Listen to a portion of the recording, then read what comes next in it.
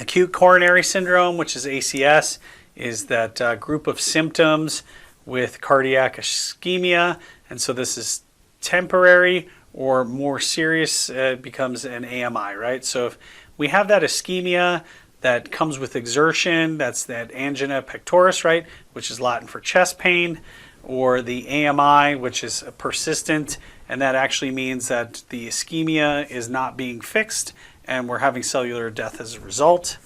The symptoms are very similar and they are treated under the same way in the acute coronary syndrome complex, right? And so we'll get into that algorithm of how we treat chest pain regardless of whether or not you think that's an AMI or not. And now we're talking about angina pectoris again. That's pain caused when the heart tissues are not getting enough oxygen, ischemia for a brief period, right? It is what we would call stable if the pain goes away with rest, and it's unstable if at rest the pain does not go away. It can be relieved promptly and there's no change in the cardiac rhythm pattern. All right, again, so that can also be a result of a spasm of an artery, but it's usually a symptom of that narrowing of the coronary arteries from coronary artery disease. And again, as that narrows, the absolute amount of flow that can pass through it is completely regulated. It's very hard to override with pressure. And so any of the tissue that's below that narrowing or blockage is going to end up being ischemic because it requires a very definitive amount of blood flow to cause perfusion. And that's being said when it says that it occurs when the heart's need for oxygen exceeds the available supply. And so this could be physical or emotional stress, right? Just like I was saying before, that autonomic nervous system, right? So if you're physically active and you're asking the heart to increase its ability to contract to supply oxygen and nutrients to the body, we can actually cause that cardiac ischemia, right? Because when you ask it to work harder, it needs its own oxygen and nutrition supply first. And then the same can be had from emotional stress, right? So we get that kind of hormone dump from emotional stressors, and the resulting increase in cardiac output happens from the epidumps or the norepidumps and things of that nature. So when we're talking about that chest pain or angina pectoris, right, or it's quite simply what we call angina, the pain is usually described as a crushing or a squeezing. Pretty often people may actually describe that as like an elephant is sitting on their chest or something along those lines. That tends to kind of be passed down from person to person to person when they're discussing that, and it seems to be a very similar complaint. They are again generally classified as stable or unstable. Stable being when that patient or the person that you're interviewing, if they are at rest, the pain goes away, we would consider that stable. If the pain does not go away at rest, and we're looking at as more unstable. It's really hard for any of us in the field to distinguish the chest pain from a true myocardial infarction. And without diving too far into it, for every time we see a patient who has an obvious AMI, we are thought to have missed up to 2 people with a non-obvious AMI. So you really want to treat these patients all the same, regardless of what it is that you feel like it might be. If they say they have chest pain, you should treat them for chest pain. AMIs are the leading cause of death in the United States. 90% of these deaths are caused by an arrhythmia, and these begin in the early hours after that initial insult or the infarct, right? And so as that tissue becomes hypoxic and it starts to die, the arrhythmia can start. If we treat this really, really early in the stages of the ischemia, and we get them to the appropriate facility where they can have a stent placed or have the angioplasty, we can prevent those arrhythmias from happening, which is then going to prevent the cardiac arrest, right? The hurdle that we're up against as EMTs in the field is that quite often people kind of go into this denial phase where they won't call for hours and hours and hours when their chest pain starts. I mean, It's often estimated that most people will wait 2 to 6, sometimes 8 or 12 hours before the pain is unbearable and they finally accepted that they're having some kind of event that is not going to go away, or they're not confused by other symptoms. And then when they call us, a lot of that damage is already done. So early recognition on our end can be quite possibly the lifesaver for that patient. So again, when you're dealing with anybody that has a complaint of chest pain that's not trauma related, right, like broken ribs or something like that, we always want to make sure that we're trying to treat them for the chest pain immediately and getting them transported to the appropriate facility. So I've said this before in previous lectures, cardiac cells are unable to regenerate, right? It's not like skin, it's not like your liver, it's not even like lung tissue where there's a regenerative process. The brain and the heart are unable to actually regenerate anything that dies. So once you lose that section of heart from the AMI, it's always gone, and that's going to reduce, again, that ejection fraction. So they can be treated with fibrinolytics, which is that kind of clot buster, angioplasty, which is where they're placing a balloon in to kind of like open that artery back up, or they place what we call a stent, right? So they remove the clot and then they put in a metal kind of structure inside that actual artery to hold it open to increase the blood flow distal of the occlusion. So what are the actual symptoms of an AMI? Well, we all kind of know, like they're going to have that, I feel like I'm being crushed or squeezed, or I have some kind of pain in the chest, right? And so there's often accompanied onset of weakness, nausea, and sweating. And then they can have that chest pain, pain in the lower jaw, the arms, the back, the abdomen, or the neck. And generally, we like to say anything from the navel to the nose in a patient of appropriate age should be considered a possible AMI event. So make sure that you're doing a pretty good history and try to figure out and decipher what the patient is telling you to try to get on the correct pathway. If they have an irregular heartbeat, that's usually a red flag for you. If they have syncope, that's really abnormal, right? People don't just walk around and faint. So if somebody says that they had a syncopal episode or they fainted, right, we should treat that as an abnormal cardiovascular event. And then if they have dyspnea, that's the problem where they feel like they're short of breath. That's telling you that something's not being perfused and they're trying to unload oxygen at a greater amount intrinsically, right? Something is driving their demand to breathe more rapidly or more deeply so that they can try to unload oxygen, because the body is trying to regulate the inadequate perfusion or the shocky kind of sensation from the tissue not being oxygenated and given nutrition. So if you see pink frothy sputum, that's generally the left side of the heart has the inability to pump against the rest of the body, so that blood starts, or the plasma, it really is what's being backed up into the lungs. It's being pushed across that alveolar membrane, and then when somebody's coughing and spitting up this pink frothy sputum, that's the actual red blood tinging of the sputum that's coming out of their mouth.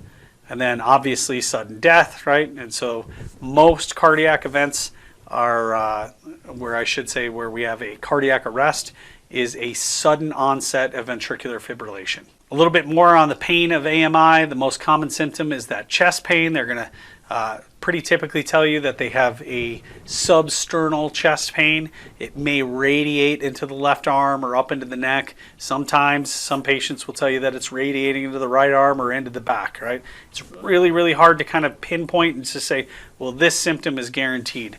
No two people are going to be the same, so try not to get caught into that trap. They may or may not have this pain caused by exertion, and again, if they have that ischemia when they're exerting themselves and it goes away when they're at rest, that is what we would call a stable angina, right? And so we understand that they're increasing their myocardial demand beyond what the blood flow is willing to do.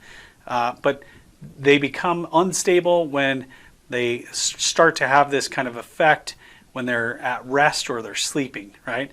If it doesn't resolve after a few minutes, and it goes on for 30 minutes to a few hours, this is more of a red flag for us that we really need to have this evaluated right away. Nitroglycerin is kind of not in vogue locally. I think most systems are going away from that because it tends not to have the intended effect. It's given to kind of vasodilate the coronary arteries and increase a little bit of blood flow. So a lot of people who have cardiac disease where they have this ischemia problem will actually be prescribed nitro, and it's in your scope of practice to use that as a treatment for chest pain. Again, this is telling you always consider AMI even if chest pain is not present, which really means if they are having some kind of symptomology that may be related to chest pain, you should consider it. So again, that kind of knees to navel kind of pain complaint that's unexplained by something else should be considered a cardiac event and investigated further. So your physical findings, these patients are going to kind of have that fear or impending doom. They're frightened. They'll look pale or kind of gray, and that's because they're not perfusing, right? They're kind of getting that shocky look. They will have an increased pulse rate because they're actually trying to perfuse tissue even though the heart is in a failing pattern. Blood pressure is going to be elevated initially until it becomes so significant that they're not able to push against the systemic vascular resistance, and then blood pressure will start to drop. They're usually complaining of a difficulty breathing, and then this can all lead to sudden death, right? And so again, cardiogenic shock or things of that nature is nothing more than the heart is unable to actually provide perfusion, right? So they go into a shock-like state or shock state because of the cardiac output. CHF, congestive heart failure, is a long-term kind of process, and we can get into that a little bit deeper in another section. A little deeper into the cardiogenic shock, right? That's the heart lacking the power to pump enough blood through the circulatory system. And again, this is most often caused by a myocardial infarction or an AMI. And that's because we've lost a big chunk of that cardiac tissue, and now that ejection fraction has gone down significantly, and the patient is now going to have that lowered blood pressure, and it puts us into that shock situation, right? Because cardiac output requires X amount of beats with X amount of pressure being delivered so that it's actually perfusing the tissue in the body. And so this can actually immediately onset or come on, as long as 24 hours after the initial cardiac event. You want to make sure that you understand the difference between cardiogenic shock and then hypovolemic shock, right? And this should be fairly obvious unless the bleed creating the hypovolemia is like a GI bleed, which is really hard to detect unless somebody can give you good, accurate history and tell you, kind of the signs and symptoms of a GI bleed, or if the hypovolemia is coming on from, say, something like a sepsis, where the plasma and the interstitial fluid is leaking into the third space, which is around the cells and the rest of the body, because the vasculature has become more permeable as it relaxes. All of your patients that have any kind of chest pain should get the same evaluation and initial treatment. You should pay particular attention to the respiratory effort, the presence of peripheral or pulmonary edema, right? And so that peripheral edema is that pitting edema in the lower legs and the feet, which is the right side of the heart having a hard time keeping up with the incoming flow because it's just not actually working, and so it tends to back up into that interstitial space. And those are the people that if you push into their leg or onto their foot, they'll develop that pit where you pushed your finger into it and it doesn't rebound right away, right? It can take 3, 4, 5, 7, 8 seconds for it to kind of flatten back out, right? And we call that pitting edema. The pulmonary edema is that person that's coughing up and spitting up that pink frothy sputum, and that's the left side of the heart again that's actually unable to keep up with the fluid coming into it, and so it starts to back up into the lungs. These people all need to be transported, right? There's no time to play with them. We're always going to look at that person and we're looking to do the right thing, which is get them to the appropriate facility as quickly as possible. They're going to be generally full of anxiety and restless You're going to see them. They're really kind of just working to breathe. They're pale and they're clammy, right? And that's because the body now is in cardiogenic shock. And so if it's in shock, it's going to start shunting, and then the skin and the peripheral kind of tissue is now in a state of hypoperfusion. And so those are the symptoms of that. As the shock gets worse, the pulse rate's going to get higher until the body is unable to compensate, right? Remember that compensated shock where heart rate increases, blood pressure increases to try to compensate for the lack of perfusion. And then as the body systems wear out, heart rate will continue to increase, blood pressure will start to drop, and then ultimately the heart rate will start to lower until they go into a rest.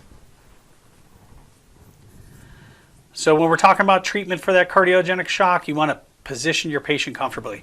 If they are in some kind of left-sided heart failure and you lay them flat on their back, they will literally feel like they're kind of drowning. So we want to put them into a good position. We want to give them plenty of oxygen, right? So we're not looking for an oxygen level of 100, right? We want between 90 and 94.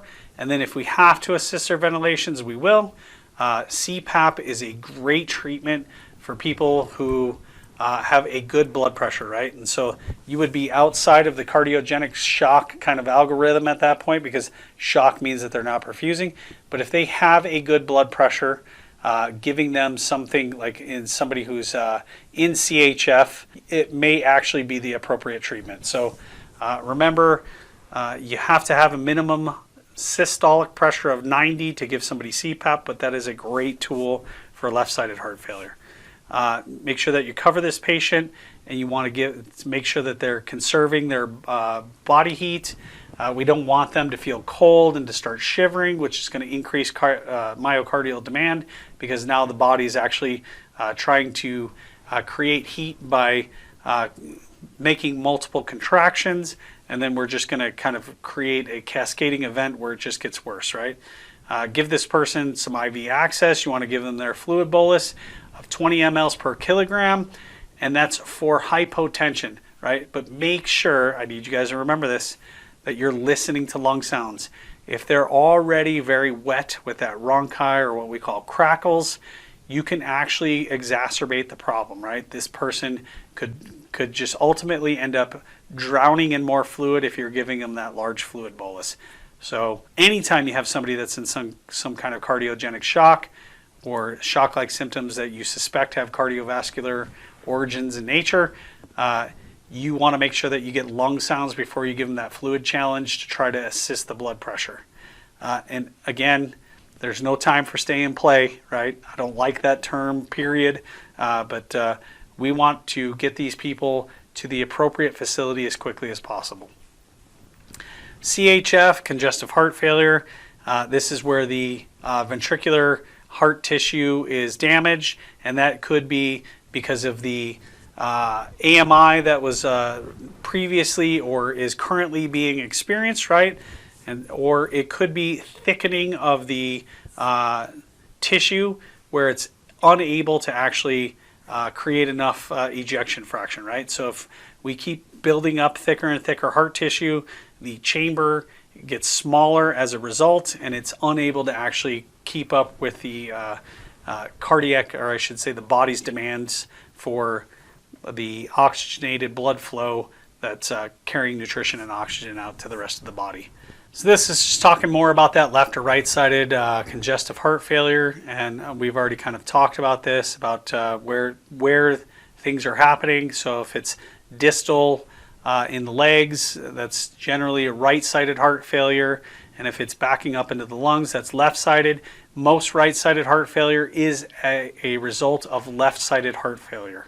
If you have a patient who has congestive heart failure, again, in this particular slide it says CPAP may not be beneficial.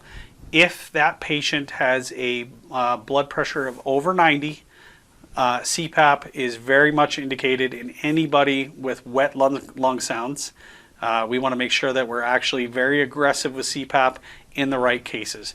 If they have a decreased blood pressure, right, if they're I should say hypotensive, right, you don't want to actually exacerbate that, because when we hyperinflate or create the lungs to have a extended expansion, we can actually push the heart against the vena cava, which is going to slow blood flow into the right side of the heart and actually even increase that hypotension.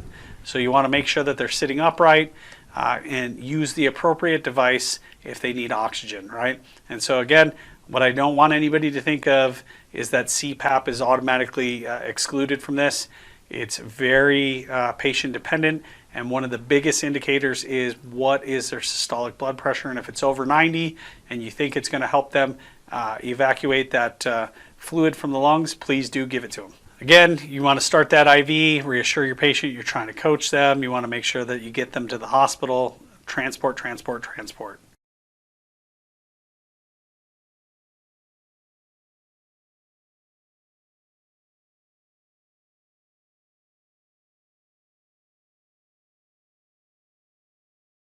Pulmonary edema is that left-sided heart failure, that CHF, and this says that it's a common complication of myocardial ischemia. And the two are not related directly right then and there, right? So if the heart is unable to pump in the way that it needs to, this can eventually lead to where we have fluid backing up into the lungs. It's generally a CHF is a long-term kind of thing, and that pulmonary edema comes on as a result of systemic vascular resistance. It can almost always be tracked to an acute respiratory failure, and then death ultimately results if there's not significant treatment. And again, this preload and afterload needs to be balanced. And if the heart is unable to either A, get the necessary preload to create the correct cardiac output against the afterload, this can be one of those things where we're creating that acute or chronic condition, right? And so we're talking about this. It's heart failure, AMI, a pulmonary embolism, hypertension, and cardiomegaly, right, which is that the thickening or enlarging of the heart. Okay, so hypertensive emergencies, and now this is defined in the book as a systolic pressure of greater than 160 or a really rapid rise in that blood pressure. Now, before you guys get all wound up about it, a blood pressure of over 160 does not mean that you're going to die or that your patient's getting ready to fall over dead, right? We can generally see people with a stress response in the 180s, 190s, right? And really and truly, we start to get really significantly worried about somebody with blood pressures in the 200s over 100s. But as per the textbook, it's a greater than 160 or a significant rapid rise that's unexplained, right? Some of the symptoms are going to be a severe headache. It could be a very strong bounding pulse that's not normal for them, ringing in the ears, nausea, dizziness, and nosebleeds. This says it can lead to stroke or a dissecting aortic aneurysm. Again, most people are not going to have a dissecting aortic aneurysm with a blood pressure of 160, right? Use common sense when you're thinking about this. Most people, as they age, are going to develop that vascular resistance, and their blood pressure is going to be over 140, which is the textbook definition of true hypertension, right? And every few years, that number becomes lower and lower and lower. We want to get these people transported if they're having a significant hypertensive crisis, right? And again, I really want you guys to focus. The book's saying 160. If you see a patient who has a blood pressure of over 200 systolic, that person is really, really highly at risk. If you can explain a blood pressure between 160 and 180 due to a high stress event, say post-traffic accident, right? These are all things that you guys should be taking into consideration and seeing if they're trending back to a normal number. And always ask your patient, what does their blood pressure run normally? Aortic aneurysm is a weakness in the wall of an aorta, right? And the aorta will dilate at the weakened area, and that makes it susceptible to rupture. So think of it kind of almost as a large blister forming on the wall of the aorta. It dissects when that inner layer becomes separated from the outer layer, and then it allows blood to flow between the layers, right? And so if it ruptures, the aorta is going to bleed quickly enough that somebody will die within a minute, right? Remember, most of your blood is going to be completely circulated throughout the body within 60 seconds. So imagine how quickly you can bleed right into the chest cavity if you rupture that aorta. The aortic or dissecting aneurysm tends to have signs and symptoms that are difficult to distinguish between that and an AMI. So they're going to have that kind of chest pain or that pain that's really significant along the back. They're going to feel a tearing or a burning sensation, and they may have different blood pressure or pulses from arm to arm. So make sure that you're considering that when you're trying to get them the correct hospital that they need, right? And so that's going to be a very significant hospital that has cardiac capabilities, because they're going to need an OR almost immediately. When we're doing our patient assessment for chest pain, make sure you do a thorough assessment no matter what your patient says, right?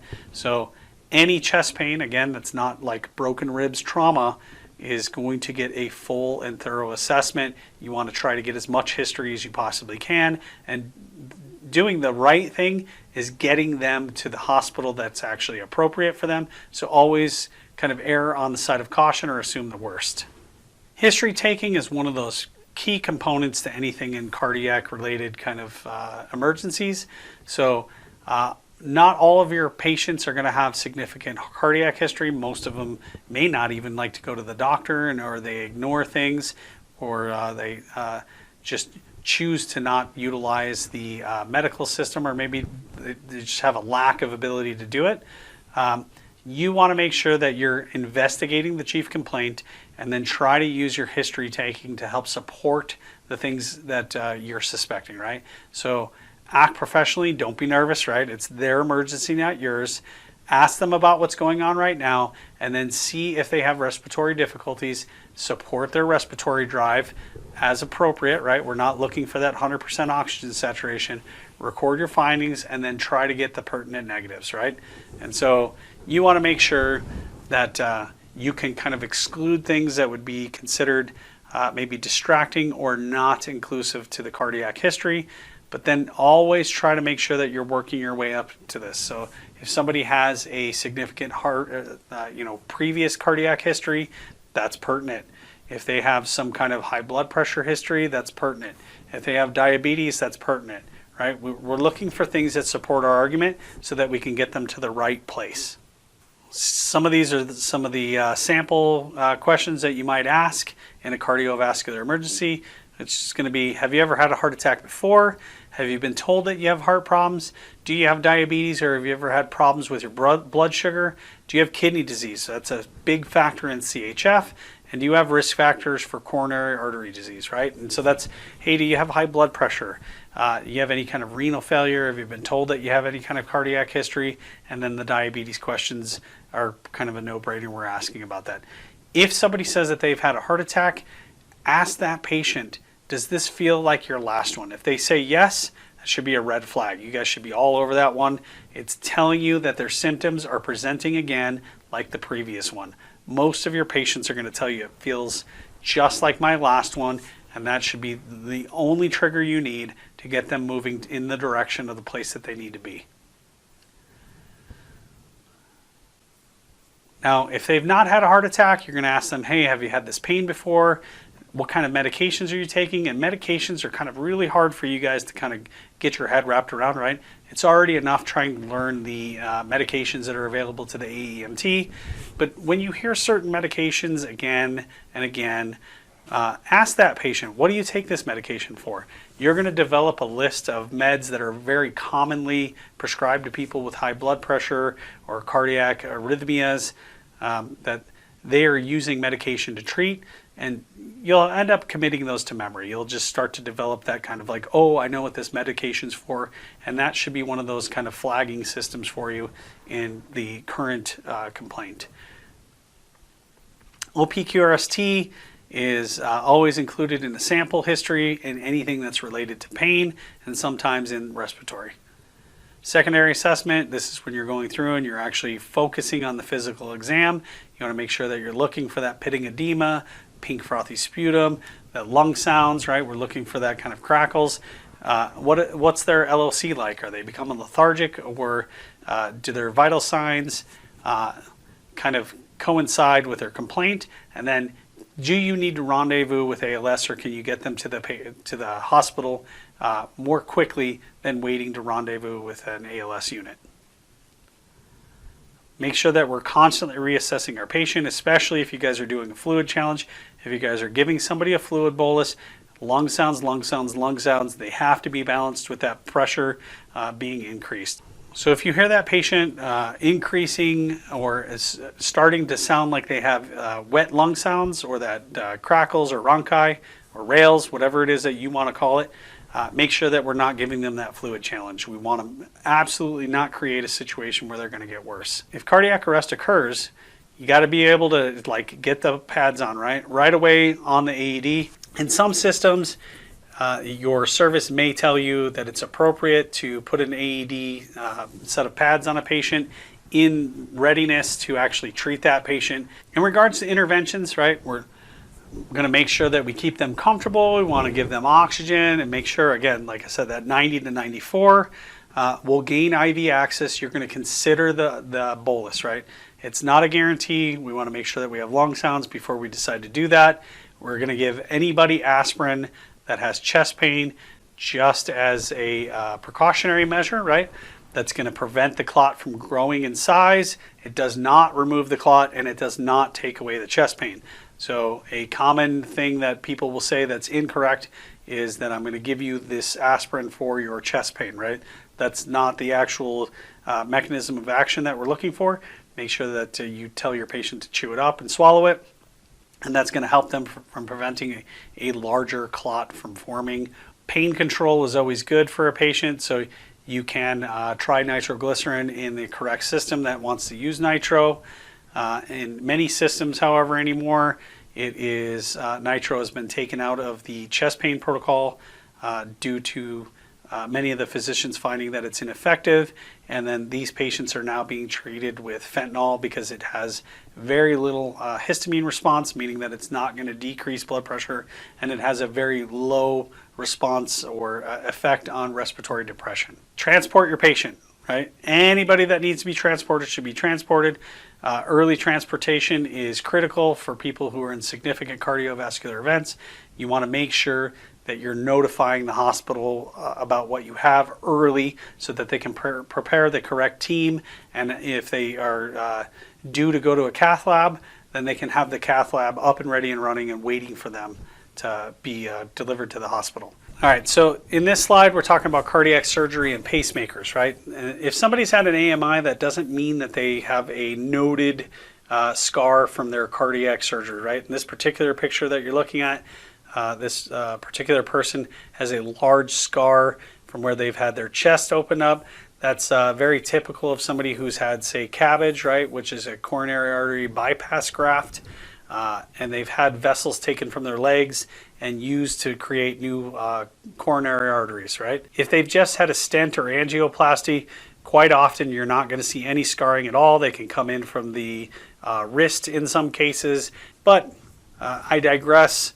The idea is that you don't always have to see a scar to know that they've had some kind of cardiac surgery, but a large scar across the chest like you're seeing in this particular patient is a fairly good indicator that they've had significant cardiac work done that required a surgeon to open their chest cavity up so that they could have direct access to do the procedures that they needed to. Some of the other things that you're looking for would be like a pacemaker implant, and as time goes on, these pacemakers get smaller, but we're always looking for a kind of lump in the chest, in the pectoral region, It's where it could be circular or square. It's just underneath the skin, and that's the actual control module that's sending the electrical signal to stimulate the heart to keep the heart beating at a particular rhythm. We won't get too far into how pacemakers work. Here you can see kind of the pacemaker in shape. This is just one of many that are put in. Some of them have a AED built into them so that if the patient has a terminal rhythm like ventricular fibrillation, it will shock it back into a perfusing rhythm.